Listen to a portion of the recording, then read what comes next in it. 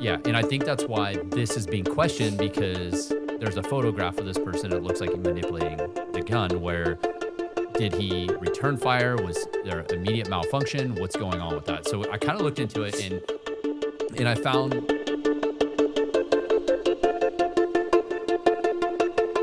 Sounds so stupid to me. That sounds crazy to me. But go ahead. yeah, especially if this is All right. So are we all rolling on cameras here? Yep. Looking good. Yeah. Good. Audio's good. All right. Well, hey, sorry I'm late today. I got down to 1 mile before I was empty on my gas tank when I realized it driving here. And thank God there was a Chevron gas station down the street from here, because I was able to pull in there, limp that thing in, and get some gas. So how is that even possible? What if something happened? What if you got called out? So I knew that I was low on gas, and just with everything that's been going on the last few days, I kept telling myself, oh, the next time I'll go get gas. Oh, the next time I'll go get gas. And then I forgot. And then I ran a quick errand before coming here, which I was going to do before that. And then I don't know. I spaced it, and dude, I happened to look down, and it's like 2 miles till I'm empty. And I thought, oh shit. And I knew there was a Chevron relatively close to the studio. So I was like, I'm shooting the gap, dude. I'm going for it. And I was able to get to the Chevron with it. It said 1 mile till I was empty. Well, let's get into this, dude. Yeah, this is interesting. So the 2 National Guard members that were shot on November 26th, right before Thanksgiving. This is a tragic story. There has been a ton of information that's been put out. A lot of it is speculation. And we waited a couple days to do it because initially it was such vague information. We didn't know anything other than this guy was a Afghan national, drove across the country from the state of Washington, went to Washington, D.C., where he shot 2 National Guard members a couple of blocks away from the White House. And since 20-year-old Sarah Beckstrom has died from her injuries, and there's a second National Guard member was seriously injured and listed in critical condition since then. So we did a little deep dive into the information that's come out since the attack. And I think we can offer our perspective as law enforcement, kind of why some information is not being released, which people want to know, which, we totally understand.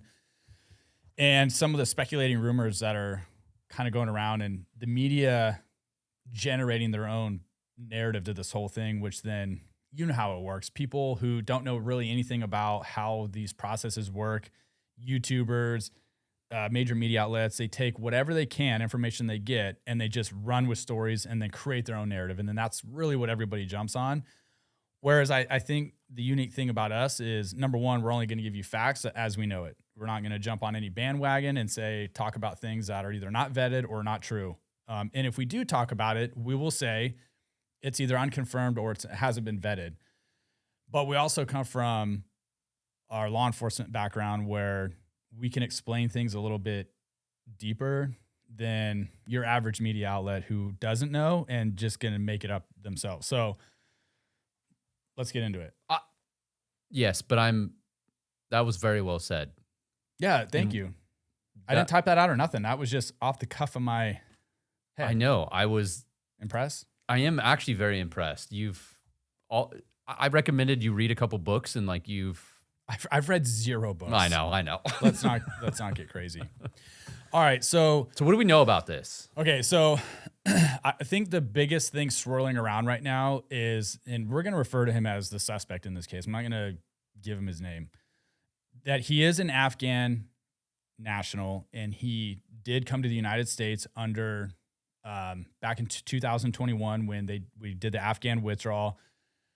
Despite how that whole thing went down, this guy was granted an asylum as of recently of 2025. So the speculation of that this guy was here illegally, there's been that whole narrative has been going around. I mean, that has been credibly debunked. This guy was vetted out by the CIA and other counterterrorism networks back when he was in Afghanistan, and we'll get to that in a second, in his involvement with the CIA. But then also when he was over here after 2021, he was also vetted out again. So there was a lengthy, there were multiple layers of vetting processes that this guy did go through to be here in the United States. Sometimes people just do things outside of anybody's control to want to do violence against other people. Maybe this guy radicalized while he was here. Who knows what his ideology was? That stuff is going to take time, and we'll talk about how the investigation kind of go, or what the investigation is going to look like to get into all that, and getting into his cell phone, his computers. How does that even happen? Working with cell phone carriers to even be able to do that, and sometimes it's incredibly difficult and challenging to do. So that's all part of the investigation. But I think, but he was granted asylum, which means he is here legally. Yes. And he is living in the state of Washington. So it says that and this has all been back, the CIA has even given a statement that backs all of this, that when he was in Afghanistan during the wartime, he did work for some type of partner force or either directly or indirectly with the CIA. So that has already been verified. So to even work with the U.S. government in any type of capacity, he obviously went through this vetting process back when he was in Afghanistan. Because he was a part of some type of U.S. coalition, or he did work for the United States military in some capacity, he was granted to be able to come here during that whole with Afghan, which all the Biden administration had set this up, where people that worked with the United States government were granted access to come to the United States for safety reasons. Because they would presume to be... under great risk. Yeah, to be killed by... if they were to remain in the country. To remain in the country. Yeah. Yes, after knowing, working with... We all know that whole fiasco went down, right? That was... Yeah. That's not even what this is about. But again, like I had just said, so even after that, he was also given or vetted out through counterterrorism networks to be able to be here. And there, according to all sources, there was no red flags or nothing that popped up that should suggest otherwise. So for whatever reason, this guy decides to drive clear across the country armed with a .357 Magnum revolver, goes to Washington, D.C. It's 2 blocks from the White House. And for all intents and purposes, he just ambushes these National Guard members. I mean, there's nothing you can do to prevent an ambush like that. And we talk about it all the time. It's like, if somebody wants to do that level of violence, they're going to carry out that level of violence. Now, how far they get in doing that, meaning how many people are they going to be able to shoot and carry out that level of violence? That's really going to be dictated upon, okay, number one, how many people are in the area, what resources are there to start targeting that individual and to put an end to it. And in this case, you're 2 blocks from the White House. I mean, and I can only imagine just all the cameras, law enforcement personnel, Secret Service personnel, the National Guard is down there, that are deployed down there. So, I mean, this guy had to have known that this was going to be a quick attack and that he was going to be subdued, whether killed or apprehended almost immediately, which is what happened in this case. So you found some interesting news about the National Guard, because there's also this photograph going around of this National Guard guy running. He's appears to be manipulating his gun in some fashion. It doesn't say why, but there's rumors that were going around that National Guard doesn't have a round chamber in their guns. I've personally worked with the National Guard during the riots in 2020, and my personal interaction with them was they all had rifles. We were down there during the George Floyd riots. And in talking to a lot of these National Guard members that I directly worked with, all different levels of background training. I mean, it's almost, I shouldn't use the word hodgepodge, but it's like they all just come from various different backgrounds and military different experience, and then they're kind of thrown together in this National Guard unit. But they all did carry rifles. I have no idea, because I didn't even think to ask if they were chambered or what I guess what their authority was to do, because that's all they had was rifles. That was it. And it did strike me as odd, because I'm thinking, well, there's very few circumstances where we're going to be able to use deadly force. It was mainly we're all armed with less lethal tools, where they were only armed with lethal. And same with working wildfires. I've worked with them during wildfires when they're deployed out into some of these cities and towns to prevent mass looting. And all they ever do is carry lethal guns with them. So you found some interesting news about that, because it was the first that I had heard of it. And I just want to say, like, in this photograph of this National Guard guy manipulating his weapon, it has also been confirmed that nobody has directly said if he was trying to chamber a round, if he had a gun malfunction. Nobody knows. Those are all possibilities. But tell everybody the stages, or how does that work for you? Because I was shocked by it. So I looked into that because that was interesting. And I think when you've had your experience, and I've seen National Guardsmen, I think it's generally known that if you're carrying a gun in a military capacity or law enforcement capacity, there's a round chamber. It's on safe if you have a safety, and it's ready to go. Without a doubt. Yeah. Wouldn't even question it. Yeah. And I think that's why this is being questioned, because there's a photograph of this person. And it looks like he's manipulating the gun. Where did he return fire? Was there immediate malfunction? What's going on with that? So I kind of looked into it, and I found general aspects of 3 phases for the military. Phase 1, phase 2, and phase 3. And hold on, is this the military in general, or is this just National Guard? Which in general, which encompasses the National Guard, and it actually encompasses a form of law enforcement. So it's basically any service member that's carrying a weapon. Okay. There's kind of 3 phases. It's general. It's a general form, but I'm talking specific for the National Guardsmen at this point. So the argument, or I'm not the argument, the assumption is that he was at a level 3, which is the lowest level, where level 3 is you have it's a loaded magazine seated in your weapon. It is not chambered, which means if you pull the trigger, there's no bullet in the chamber. It's not going to fire. Phase 2 is magazine is loaded and the weapon is charged with a round in the chamber. So if you pull the trigger, it will fire. Phase 1 is magazine is filled, round in the chamber, and the hammer is cocked back. Now, there's all kinds of different weapons. The 1911, you can do that. So there's 3 phases. Phase 1, your hammer is cocked back like you're ready to go. Phase 2, it's chambered, which is what I carried on duty, which is what you carry on duty. You have a magazine that's full and a round in the chamber. And then level 3 is no chambered round. And the reason for that sounds so stupid to me. That sounds crazy to me, but go ahead. Yeah, especially if this is the assumption is that you're ready to go. So I'd like to see what type of training that they do for this, because all the training that we've taken and gone to in law enforcement, it's you unholster and you fire.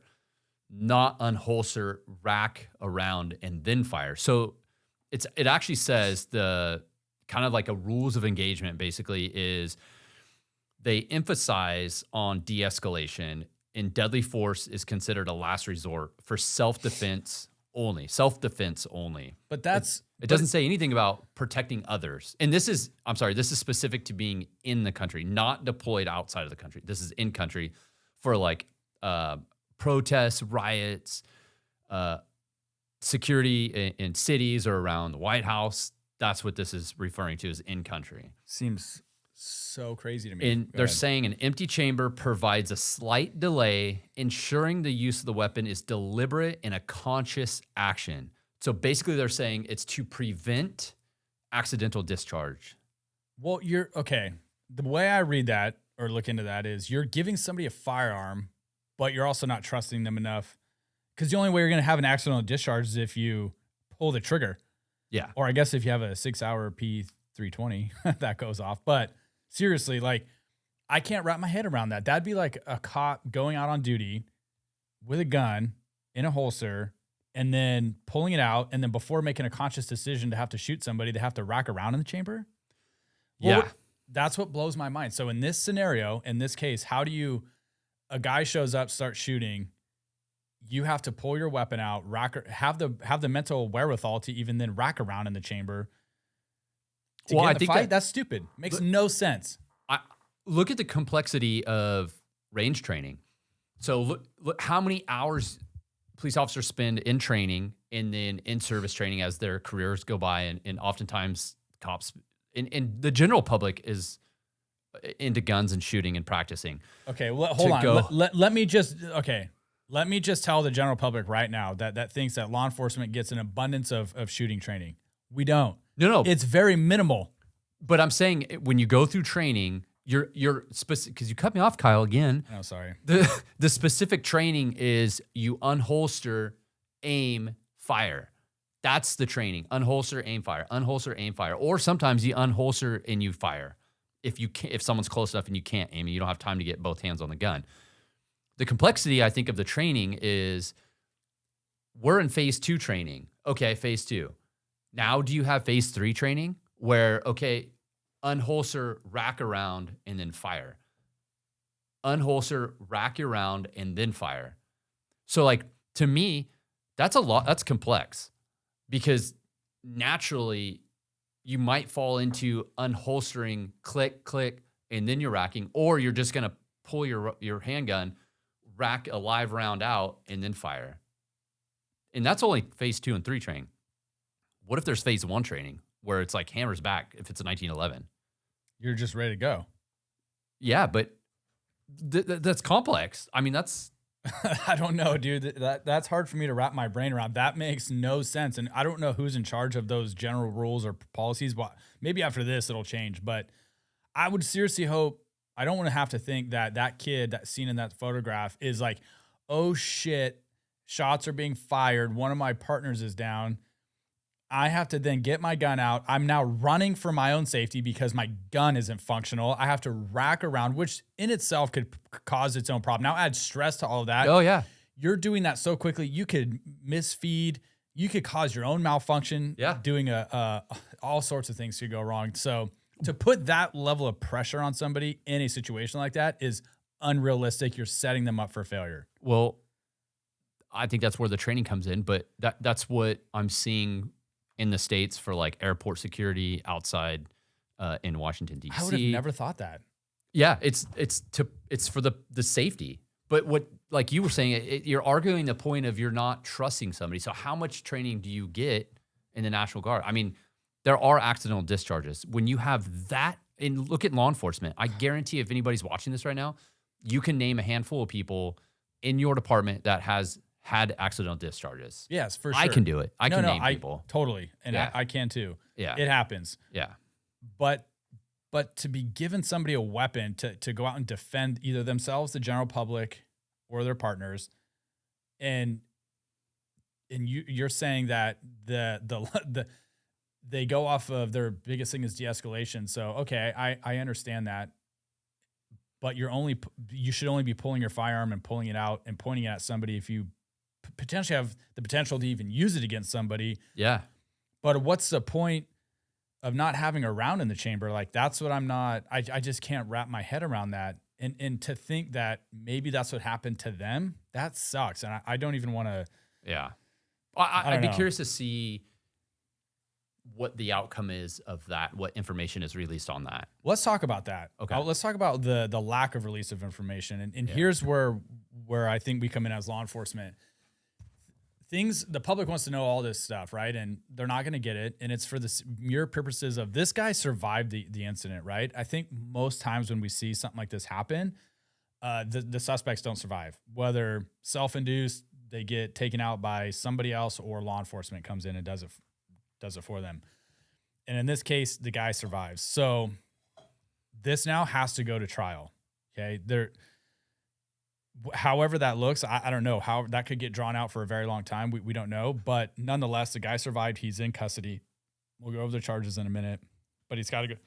Sorry, this has to go to court.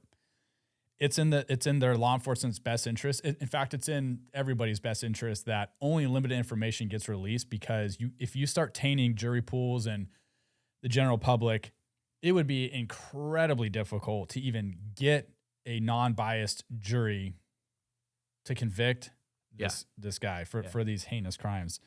So It's keeping the integrity of the case. That's what it's doing. it is. And when stuff like this happens or any type of major incident, law enforcement is always going to just give the media just little cookie crumbles of what happened. The overview of this is what occurred and these are the investigative steps that we're taking. Nothing more. Because you can't afford to taint a case and lose the integrity of it by giving all the information to the media. Now, you do want to give them some level of information, because if you don't give them anything, then they're just going to go off of witnesses that they talk to, whatever evidence that they find out on these scenes or whatever, and then they're going to take their own narrative and go with it because law enforcement decided not to give them anything. That'd be a huge mistake. So what's he being charged with? So he's being charged with, initially he was only charged with multiple counts of assault with intent to kill while armed and being in possession of a weapon. Since Sarah Beckstrom has passed away, they have now upped it to first-degree murder. So, and is this federal or state or what's that? Because so that's the interesting thing about this whole thing is it is being federally prosecuted by the U.S. Attorney for the District of Columbia, because this did occur in Washington, D.C. Violent cases such as this are always filed federally due to the location of it. Let me see here. Okay, so that's why he's being charged federally. Yeah. So it's not a terrorist They're charge. not saying that right now. They're not saying correct. Now, where it's going to get interesting is here's the investigative steps that are we already know that are already being taken place. Multiple search warrants are having to be written. Cell phones, that guy's residence, who does he know? Who's he been talking to? There are so many things that the FBI and all these other federal agencies are having to do to build this case. And if it ends up being a terrorist case, then they will charge that. But right now he's being charged with first-degree murder and all these other weapon charges. So we were talking to offline or prior to recording about, some of these investigative steps, in that their biggest ally is going to be his computers, if he has any, and then his cell phone, right? As soon as they get into that, they can start backtracking and seeing who this guy is communicating with, what's his search history, was this an ideology thing? Did he get radicalized? Like, they don't know that until they get into this guy's phone and electronics. The interesting thing about that is cell phone carriers do not make it easy to work with law enforcement a lot of the time. Some of them do, but most of them don't. And their whole thing is, hey, they want to protect their customers' privacy.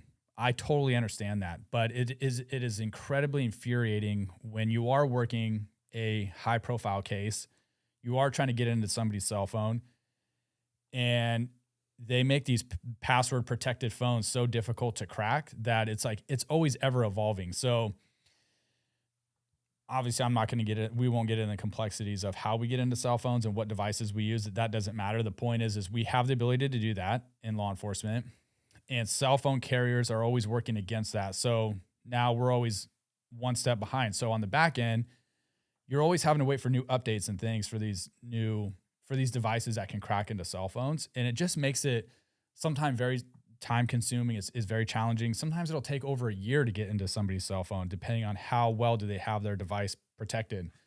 And again, some carriers are worse than others, but when updates come out on cell phones, whether it's an Android or an Apple phone, I mean, these devices that we use are having to then catch up to that to be able to get into these phones. So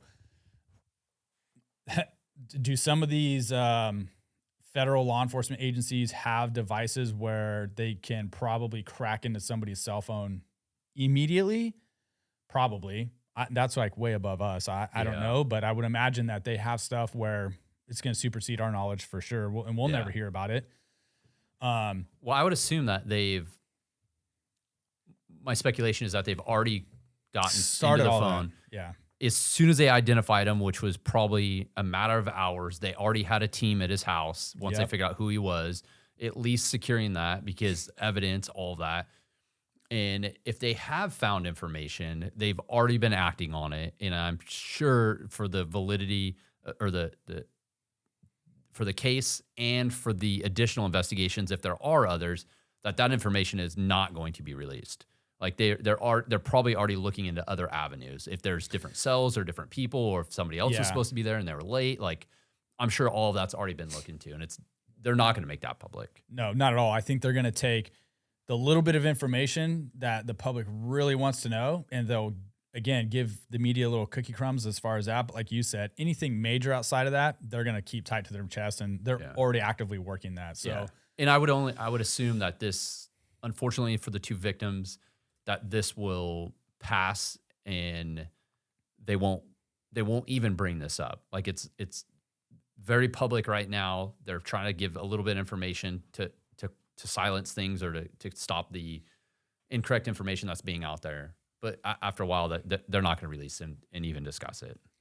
No, and it's unfortunate that we all want to know. But like you said, for the integrity of the case and the fact that this dude did survive and he's in custody, there's so many things that now have to happen and information that cannot get out to keep the integrity of the case. So, well, here's what's also interesting too is in June, we released a podcast, which I would recommend you go and look at. And that one was it was a terrorist that was, during a traffic stop in Fairfax, Virginia, where he was an Afghan national also. An Afghan national, yeah. And worked with the U.S. military in Afghanistan. Same circumstance. He was here under the same circumstance. Yeah, very interesting. And opened fire on the cops. Yeah, immediately, yeah. Yeah. So if you haven't seen that episode, check that one out. We released that about 5 months ago in June. Yeah, it's I don't know. I mean, man, it sucks. I mean, we could all have our own speculations on why this happened and stuff, but people really do need to just be cautious of putting stuff out if we don't truly know. And a lot of stuff has already come out that's already kind of been debunked. Yeah. Well, I think that's the benefit of us is just reporting on what we actually know and then providing examples and reasons that we've had experience with the investigation process, the weapons, all that. So yeah, again, terrible for the 2 victims. Yeah. Man, that the whole gun thing really, that really blows my mind. And I really hope that it comes out that that's not the case, that they didn't have a fighting chance because they weren't allowed to have a chamber or a round in their chamber. I would like to think, I don't think it is, because it was an ambush. Like, this guy freely walked up to them and did what he did. I mean, how do you stop that? Yeah. I don't care, like, whether you have that's why it's an ambush. It happens to cops all the time. Yeah. There's nothing you can do to stop that. Yeah. I have a feeling that that's the level 3 is probably valid, and they're in the United States. It's an additional layer of safety for the public because they're here to provide the public. They're there for de-escalation, and it gives them, it's a conscious decision to actually put a round in the chamber to use it for their defense. Yeah, that's wild. Yeah. That is absolutely wild to me. Maybe policies will change after this incident, but who knows? All right. Anything else you want to offer on that? Again, there's still not a lot of information out there. Yeah. For a reason, but there is enough information out there that are facts and like what is true and what is not true. There's enough of that out there to be able to decipher the two. Yeah, and I think at this point, I feel like there's enough information to say, okay, let the justice system take place. And then my assumption is that this is going to be in the media as this starts going through the court process, and it'll come back up. We will know the entire process, this entire thing, until it's come to a close, adjudicated, done, and whatever happens with it is what happens with it. Maybe we can come back and report on that. But well, thanks for making it in today with one on fumes. Yeah, I appreciate you coming in. That to me is dedication. I don't even know how to respond to that. And you were here 30 minutes early. Yeah. So I appreciate that. Someone's got to set up. I mean, it's just, you have your responsibilities. I have mine. Like, we work well. It's just kind of like getting things ready. Usually we're kind of bashing on each other, and some of the people in the comments tend to like. This episode, I feel like we were nice to each other. So I appreciate you being nice to me. Yeah. It was hard. Did you see how it's reciprocated back? Yeah. I actually feel supported. Yeah. when you don't immediately crush me, I then want to feel like I want to support you. So that's how that works. Yeah, well, it was hard because you came in here with virtually no gas, and it was easy to attack. And I thought, no, I'll just let you tell your story because I am thankful that you came here. Well, it comes to thought, like if I would have run out and I called you and said, hey, dude, I ran out, would you come get me? 100%. I It'd probably be tomorrow, but I would.